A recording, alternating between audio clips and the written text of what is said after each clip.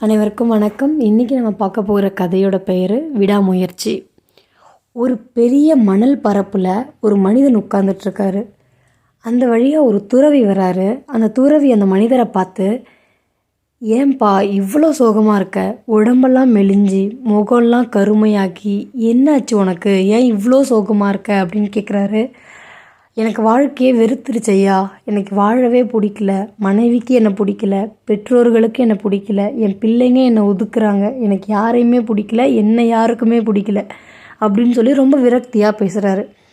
அப்படி என்ன தான் ஆச்சு உன் வாழ்க்கையில் அப்படின்னு சொல்கிறதுக்கு, இல்லை நான் நிறைய பிஸ்னஸ் பண்ணேன், என்னால் எதுலேயுமே சக்ஸஸ் அடைய முடியல, எல்லாத்துலேயுமே தோல்வி, கண்டினியூஸாக நிறைய தோல்விகளை சந்திச்சுட்டே வந்ததுனால என் உறவினர்கள் எல்லோரும் என்னை ஒதுக்கிட்டாங்க அப்படின்னு சொல்லி ரொம்ப சோகமாக சொல்கிறார். அதுக்கு அந்த துறவி, அப்படியா, சரி, எல்லா ப்ராப்ளத்துக்குமே ஒரு சொல்யூஷன் இருக்கும், உன் ப்ராப்ளத்துக்கும் ஒரு சொல்யூஷன் இருக்கும் அப்படின்னு சொல்லிட்டு கையில் ஒரு காலியான ஒரு சொம்பு வச்சுருந்தார். இந்த சொம்பை அவர் கையில் கொடுத்துட்டு, இங்கே பாரு தம்பி, நான் ஒரு வேலையாக கொஞ்சம் தூரம் போகிறேன், இப்போ நீ உட்கார்ந்துருக்க இடத்துக்கு பக்கத்தில் ஆறு போன தடயம் தெரியுது, கண்டிப்பாக இதுக்கு அடியில் தண்ணி கண்டிப்பாக ஊற்று இருக்கும், ஸோ நீ இதை தோண்டி இந்த சொம்பில் மட்டும் தண்ணி பிடிச்சி வையே, வந்துடுறேன் அப்படின்னு சொல்லிட்டு போனார். போயிட்டு என்ன தம்பி தண்ணி பிடிச்சிட்டியா அப்படின்னு கேட்குறாரு. அட போங்கய்யா, நானே அவ்வளோ பிரச்சனையில் இருந்தேன், என்ன போய் தண்ணி எடுக்க சொல்லிட்டீங்க, இங்கே பார்த்தா எத்தனை குழி தான் நான்றும் தோன்றுறது, எதுலேயுமே தண்ணி வரல, கடைசி வரைக்கும் 100 குழிக்கிட்ட தோண்டிட்டேன், எனக்கு தண்ணியே வரல, இந்தாங்க காலி சொம்பு, நீங்களே வச்சுக்கோங்கன்னு சொல்லி ரொம்ப கோபமாகவும் விரக்தியாக கொடுக்குறாரு.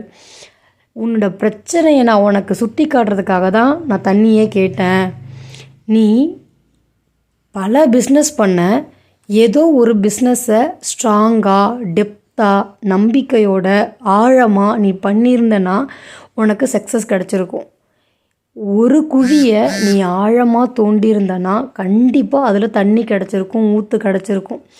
ஆனால் நீ தண்ணி வரல, கொஞ்சம் தூரம் போயிட்டு தண்ணி வரல 100 குழியை தோண்டி வச்சுருக்க, அதனால தான் உனக்கு தண்ணியும் கிடைக்கல, உழைப்பும் நிறையா போட்ட, விரக்தியும் அடைஞ்சிட்ட. இதிலேருந்து என்ன தெரியுது, ஏதோ ஒரு விஷயத்தை செய், அதையே உறுதியாக செய், நம்பிக்கையாக செய், கண்டினியூஸாக தொடர்ந்து ஒரு விஷயத்தை நம்ம செய்யும் போது கண்டிப்பாக அதில் சக்ஸஸ் கிடைக்கும் அப்படிங்கிறது இந்த கதையிலேருந்து நமக்கு தெரிய வருது. ஸோ விடாமுயற்சி இருந்ததுன்னா கண்டிப்பாக டெஃபினட்டாக சக்ஸஸ் இருக்குது அப்படிங்கிறது இந்த கதையிலேருந்து நமக்கு தெரிய வருது.